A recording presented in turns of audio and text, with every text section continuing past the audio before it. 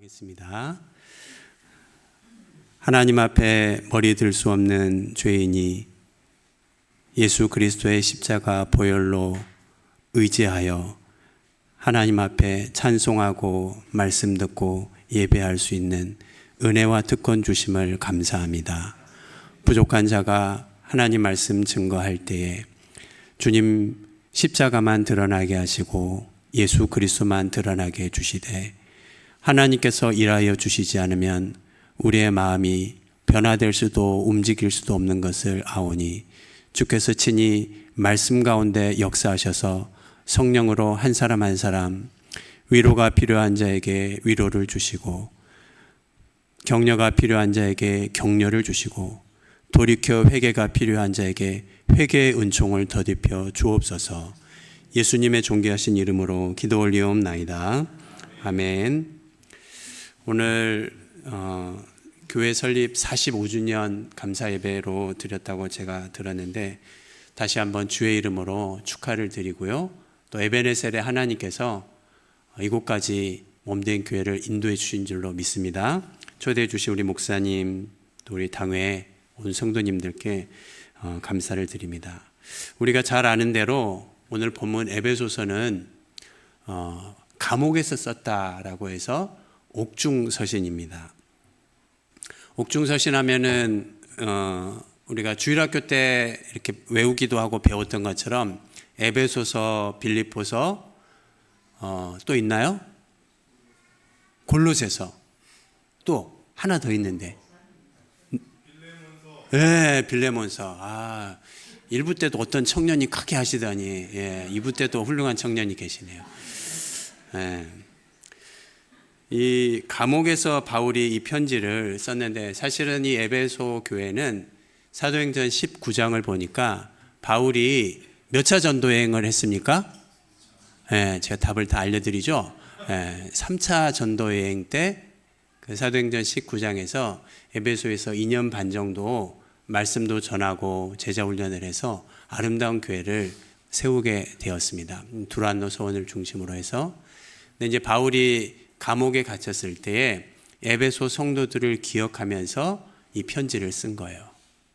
우리가 이 바울의 이제 담임 목사님이 감옥에 갇혀 있어요. 그리고 감옥 바깥에 있는 성도들한테 편지를 쓰는 거예요. 우리가 이 상황을 좀 이렇게 기억하면서 이 말씀을 들으면 참 은혜가 크겠다 생각합니다. 17절이 이렇게 시작하는데요. 여러분들 한번 17절 같이 한번 읽습니다. 시작. 우리 주 예수 그리스도의 하나님 영광의 아버지께서 지혜와 계시의 영을 너희에게 주사 하나님을 알게 하시고, 죄송합니다. 16절인데요. 제가 지금 긴장했나 봐요. 16절 시작. 내가 기도할 때 기억하며 너희로 말미암아 감사하기를.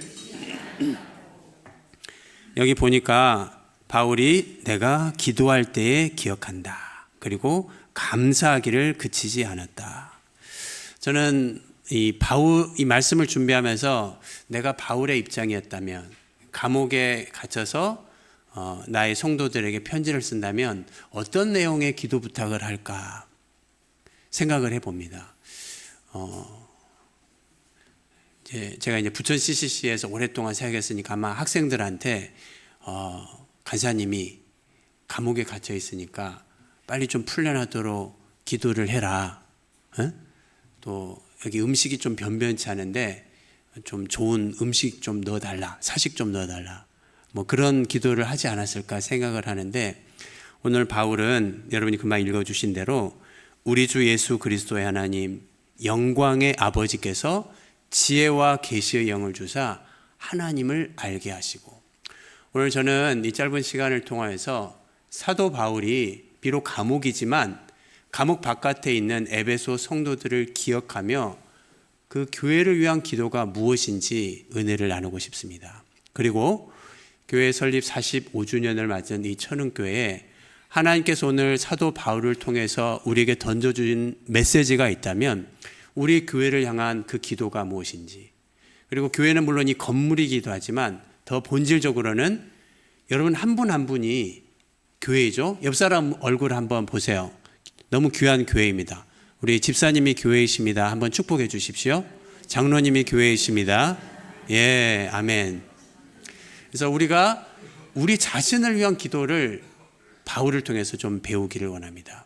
첫 번째 기도는요, 한번 따라합니다.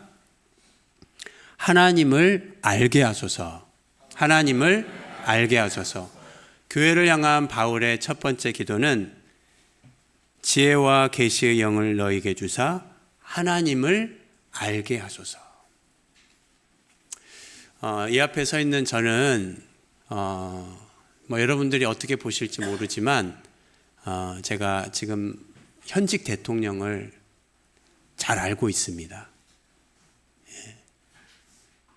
안 믿으시는 것 같은데 저는 현직 대통령의 나이도 알고 또 대통령 하시기 전에 이 직업도 전직 검사했다는 것도 알고 있고 심지어 그분의 부인의 이름도 알고 있고 다 알고 계세요? 네. 어떻게 아셨어요? 네. 네. 황 목사님 그래서 윤 대통령 만나봤습니까? 안 만나봤습니다. 어떻게 압니까? 네이버를 통해서 알죠. 예. 아마 아시는 분도 그렇게 알고 계신 거죠? 예. 인터넷 치면은 다 나오죠. 우리가 어떤 사람을 안다라고 할 때 이렇게 정보나 지식을 통해서 아는 것도 아는 것이지만 또 한편으로 저는 제 아내를 잘 압니다. 제 아내는 왜 이렇게 좋아하세요? 할렐루야. 은혜가 넘칩니다. 예.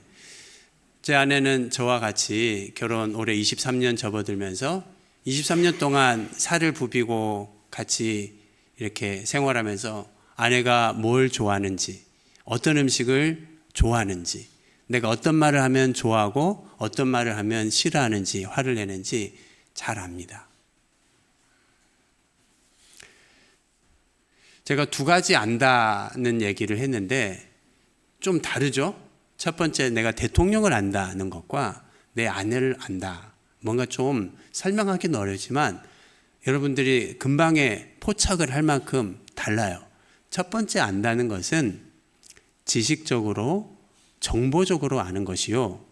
두 번째 안다는 것은 제가 제 아내를 안다는 것은 관계적으로 경험적으로 또 인격적으로 안다는 것이죠. 오늘 1장 17절에 하나님을 알게 하시고 할 때 그 안다라는 의미는 여러분 한번 대답을 해보시기 바랍니다. 첫 번째 안다일까요? 두 번째 안다일까요? 두 번째죠. 네. 너희가 하나님을 알아갔으면 좋겠다. 바울이 기도합니다. 그 안다는 것은 하나님을 어떤 지식적으로, 정보적으로, 피상적으로 아는 것이 아니라 하나님을 인격적으로, 관계적으로 알아가라. 누가복음에 보면 가브리엘 천사가 처녀 마리아한테 찾아와서 수태고지, 아들을 낳을 것이다. 그 이야기를 듣자 마리아가 어떻게 반응합니까? 나는 남자를 알지 못하거늘 어찌 이런 일이 내게 있습니까? 여기서 그 알다는 말이 마리아가 남자라는 단어를 모른다는 뜻입니까? 아니죠. 나는 남자와 관계를 맺지 않았는데, 나는 남자와 잠자리를 맺지 않았는데 어떻게 내가 아기를 갖는단 말입니까? 이 누가복음에서 말하는 그 알다라는 것이 고스란히 에베소서 1장에서 하나님을 알게 하소서라는 그거와 같은 의미이다. 그러므로 바울의 오늘 기도는 사랑하는 에베소 성도들이 그리고 2000년을 뛰어넘어서 오늘 21세기에 서 있는 오늘 우리 천흥교회 우리 성도들을 향한 그 기도인데 그 첫 번째는 뭐냐? 하나님을 알게 하시고. 이 자리에 서 있는 저는 사랑하는 우리 모든 성도님들 한 분 한 분이 여러분의 삶 속에서 하나님을 알아가는 그 은혜를 누리시기를 주님의 이름으로 축복합니다. 그러면 하나님을 어떻게 알 수 있는데? 하나님 아는 건 너무 중요하구나. 어떻게 하나님을 깊이 있게 관계적으로 경험적으로 알 수 있는데? 그런 질문이 생기잖아요. 어떻게 알 수 있을까요? 하나님을 알려면 여러 가지 방법이 있겠지만 여러분 17절을 보세요. 거기에 답이 나와 있습니다. 뭐라고 나와 있습니까? 지혜와 계시의 영을 너에게 주사. 자, 제가 요 단어를 조금 쉽게 풀어서 설명하면 지금 제 이 양복 오른쪽 주머니에 어떤 물건이 들어있어요. 어떤 물건이 들어있는데 여러분은 안 보이니까 잘 모를 거예요. 그렇지만 퀴즈입니다. 한번 맞춰보세요. 자, 이 오른쪽 주머니에 뭐가 들어있습니다. 제가 이렇게 오늘같이 특별하게 이렇게 초대돼서 설교할 때 꼭 하는 것이긴 한데 제가 오늘 깜빡했어요. 힌트죠, 힌트. 뭘까요? 사탕? 또 아니에요. 손수건. 손수건 아닙니다. 네.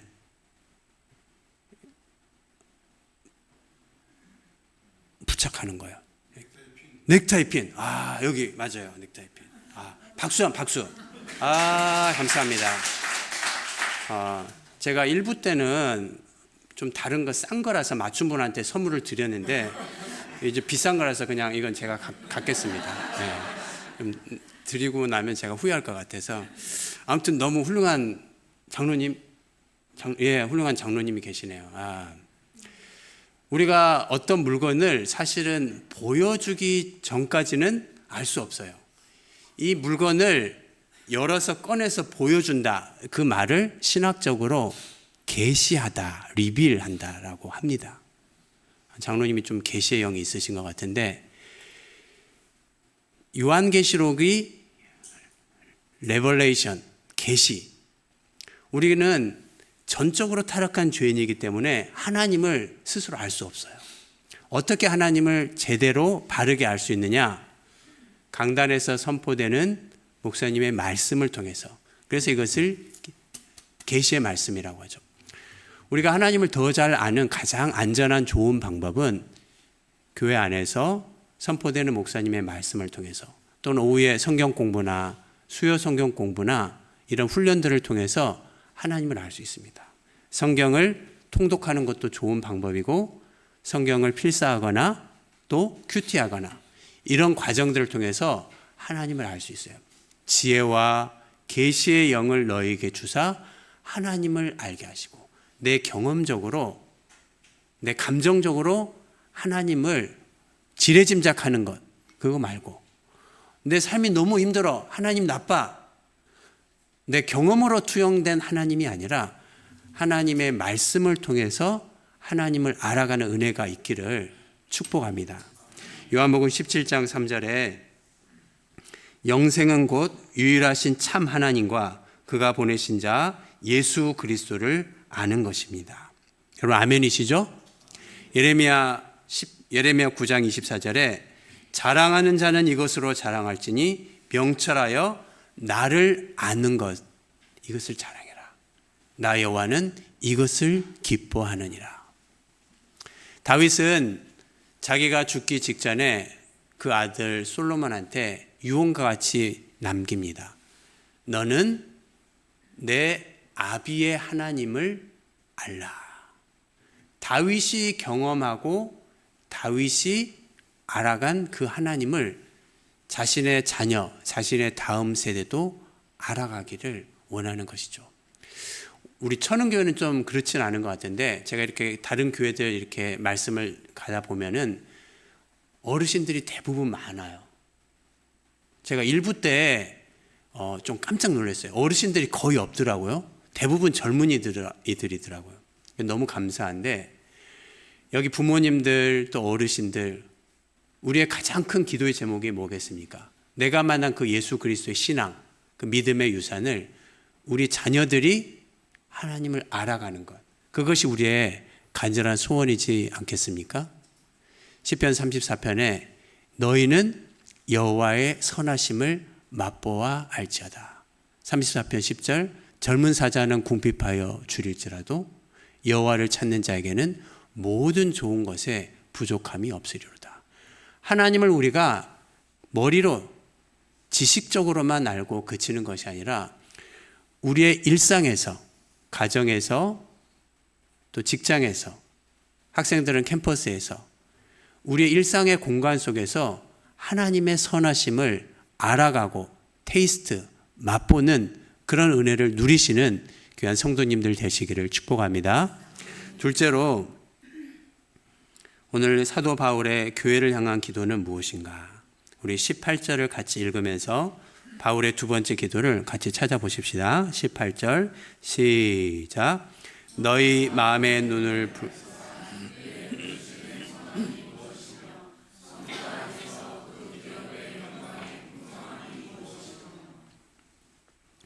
자, 여러분 한번 대답해 보세요. 두 번째, 바울은 무엇을 알기를 기도합니까? 그의 부르심의 소망. 여러분 퀴즈인데요. 한번 대답해 보세요. 이 부르심의 소망. 두 글자로 하면은 뭐라고 할 수 있습니까? 네, 소명이에요, 소명. 하나님께서 각자에게 독특하고 특별한 소명을 주셨습니다. 물론 가장 기본적인 모든 그리스도인 신자에게 요구되는 소명이 있다면 하나님을 아는 것이고 영원토록 그분을 즐거워하는 것이죠. 그걸 통해서 하나님을 영화롭게 하는 것, 우리 소율이 문답에서 배운 것이죠. 하지만 2차적 소명이 있어요. 직업적 소명일 수도 있고 저마다의 은사와 달란트가 다르기 때문에 하나님께서 여러분 각자를 향한 계획과 소명이 있는 줄로 믿습니다. 제가 이 앞에 지금 마이크에다가 대고 설교를 하고 있습니다.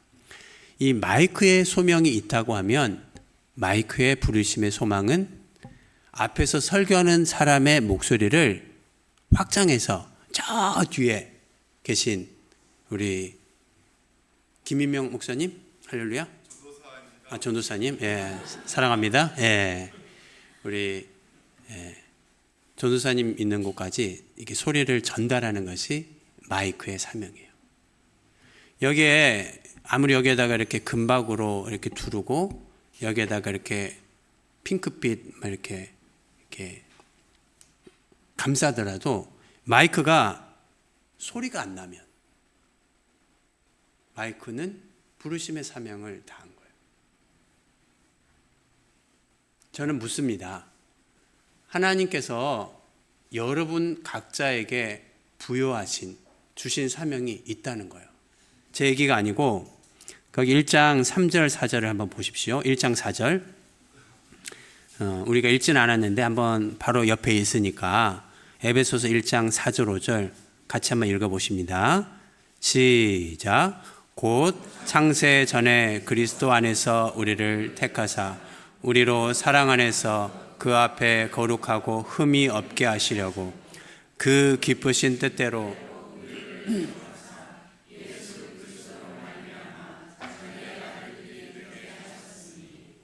여러분 하나님께서 우리를 택하시고 예정하셨다. 언제? 창세전에. 창세전이라면 창세기 1장 1절 태초에 하나님이 천지를 창조하시니라 그 이전에 하나님께서 여러분을 그의 손바닥에 새기시고 그의 심중에 여러분을 예정하셨다. 무엇으로? 하나님의 구속받은 구원받은 언약 백성으로 예정하셨다. 그러므로 우리는 각자에게 주신 독특한 부르심의 소명이 있는 줄로 믿습니다.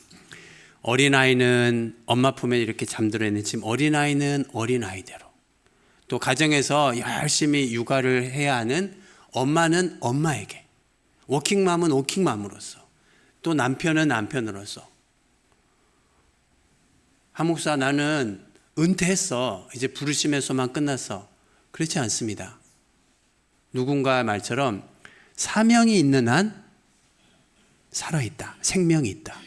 하나님께서 그분의 나라로 우리를 부르시기 전까지 이 땅에 남겨져 있는 한 어르신들은 어르신대로, 우리 권사님들은 권사님대로 하나님께서 부여하신 그분의 나라와 영광을 세워가기 위한 부르심의 사명이 있는 줄을 믿으시기를 바랍니다. 우리 어르신들은 여러분들의 기도 덕분에 45년 동안 이렇게 아름답게 교회가 든든하게 서온 줄로 믿습니다. 이제 여러분의 사명이 있다고 하면은 더 기도로 이 나라와 민족과 전 세계가 지금 혼탁하잖아요. 기도의 사명이 있고 여러분이 가진 그 정금 같은 그 신앙을 우리의 자녀들에게 손주들에게 물려줘야 될 그 사명이 있는 거예요.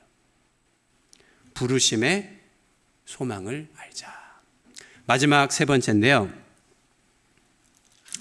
우리 19절인가요? 우리 19절 말씀 같이 한번 읽겠습니다. 시작.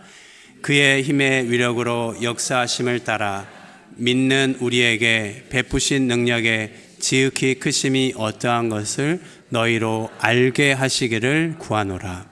아멘. 셋째로 우리는 무엇을 알라? 일까요? 베푸신 능력을 알라. 저는 제가 여기 이 청량리 오니까 너무 행복한 게 제가 여기서 한 10년 살았습니다. 예. 서울 사람이냐? 서울 사람 아닙니다. 예. 근데 이제 제가 대학을 요 근처에서 나왔거든요. 그리고 여기서 예수님을 믿었습니다. 대학 때. 사형리 전도를 받고. 그래서 이쪽 청량리 오는데 마음이 너무 행복했고 영적인 고향에 온 것 같이 기분이 좋았고 또 하나님이 저를 하나님 자녀 삼아 주셔서 간사 CCC 사역자가 돼서 말씀을 전하는 게 너무 또 감사했는데요. 제가 첫 해 사역을 캠퍼스 사역을 3년을 하고 중국으로 선교를 나가려고 준비를 해서 CCC 선교국에서 허락을 다 받고 나갈 준비를 하고 있었어요. 근데 이제 본부 선교국에서 절차상 건강검진서를 떼어야지 된다고 해서 제가 국민대 사역을 하고 있었는데 그때는 그 정릉에 있는 병원에 가서 건강검진서를 끊으러 갔더니 의사가 하는 말이 선생님은 지금 해외 출장 갈 몸이 아니라 휴직을 하고 병가를 하고 요양을 가야 될 몸이다 그랬어요. 그때 제 나이가 30대 초반이었는데 무슨 일입니까 선생님? 여쭤보니까 그 의사가 하는 말이 제 간의 70%가 딱딱하게 굳어져 있어서 간경화 말기라고 하는 거예요. 그래서 제가 이 캠퍼스 사역 3년을 중단하고 중국으로 간 것이 아니라 용인으로 요양을 갔어요. 그래서 거기서 제가 쉬고 있는데 병원에서 해줄 수 있는 건 없었어요. 약도 없고 해줄 수 있는 건 그냥 잘 쉬어라. 그리고 잘 정리하고 준비해라고 했어요. 제가 이제 우리 꼬맹이들 보이는데 아기들이 한 5살, 4살, 3살 이렇게 할 때 제가 제 방에서 아이들 이렇게 동화책을 읽어주고 이렇게 머리에다 손을 얹고 기도해주고 방문을 닫고 이렇게 나오면은 그 생각이 지금도 선명한데 내일 아침에 내가 일어나서 이 방문을 열고 우리 아이들 얼굴을 다시 볼 수 있을까? 그런 생각이 들어요.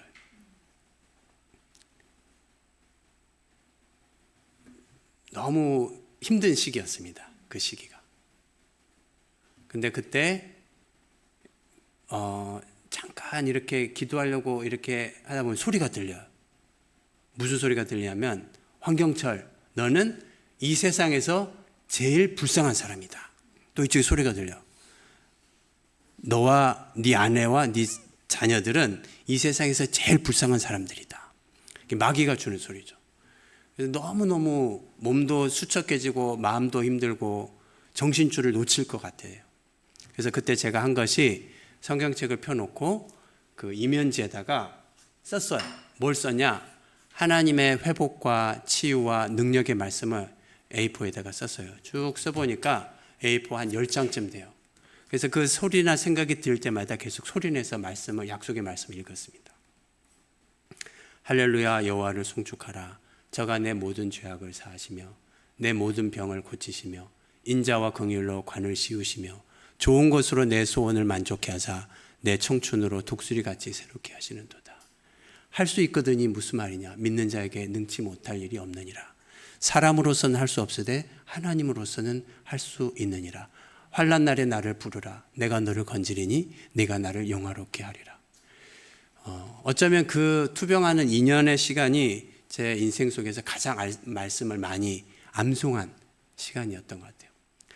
하나님께서 큰 은혜를 주셔서 또 많은 제자들, 학생들, 또 성도님들이 기도해 주셔서 간이 나았어요.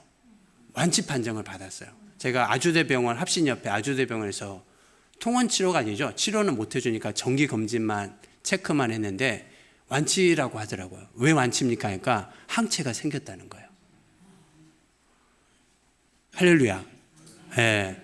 제가 얘기하고 싶은 것은 하나님의 베푸신 능력의 지극히 크심이 얼마나 크신지 여러분이 알 수 있기를 축복합니다. 그것은 저는 그 하나님의 능력에 아주 지극히 작은 면만 얘기한 거예요. 그것은 치유의 능력이 될 수도 있고 우리의 삶의 공급하심, 하나님의 위로하심, 절망의 밑바닥에 찐눌려 있을 때 우리를 일으키시는 능력일 수도 있고요. 우리를 그대로 안아주시는 능력일 수도 있습니다. 저는 이 자리에 계신 모든 성도님들이 여러분이 지금 마주하고 스트러글하고 있는 그 문제의 종류가 무엇인지, 그 문제의 사이즈가 어떤지 저는 알지 못합니다. 그러나 말씀을 맡은 사역자로서 제가 담대하게 이야기할 수 있는 것은 우리가 믿는 바 하나님은 그 베푸신 능력의 지극히 크심이 우리가 씨름하고 있는 그 문제보다 훨씬 크신 줄로 믿습니다.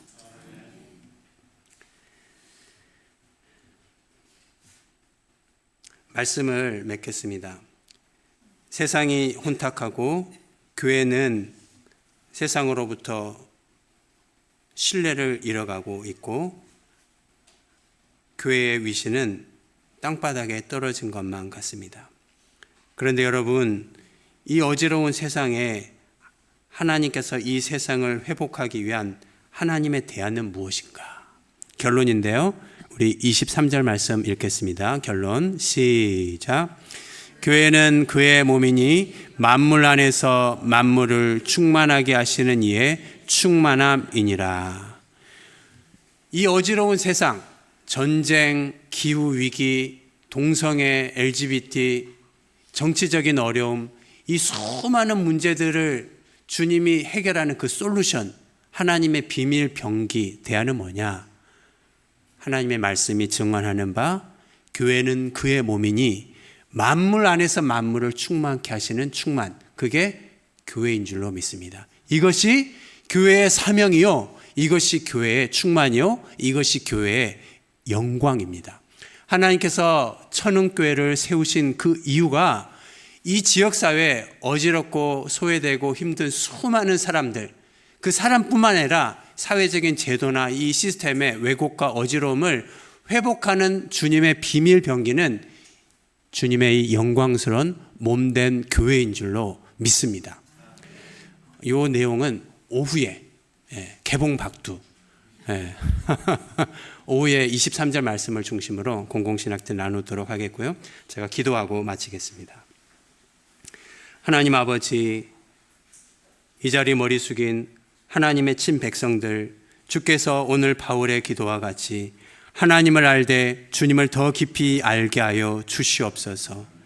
부르심의 소망을 깨닫고 남은 인생 지금까지는 어떻게 살아왔든지 간에 이제는 표대를 향하여 주님의 부르심의 소망을 쫓아 살아가는 의미 있는 인생이 되게 하여 주시고, 우리의 삶의 어려움과 역경에 짓눌린 삶이 아니라 베푸신 능력의 지극히 크심이 어떤 것을 깨달아 우리의 구하고 생각한 것 이상으로 넘치도록 채우시는 그 하나님을 경험하고 누리는 주인공들이 다 되도록 축복하여 주시옵소서.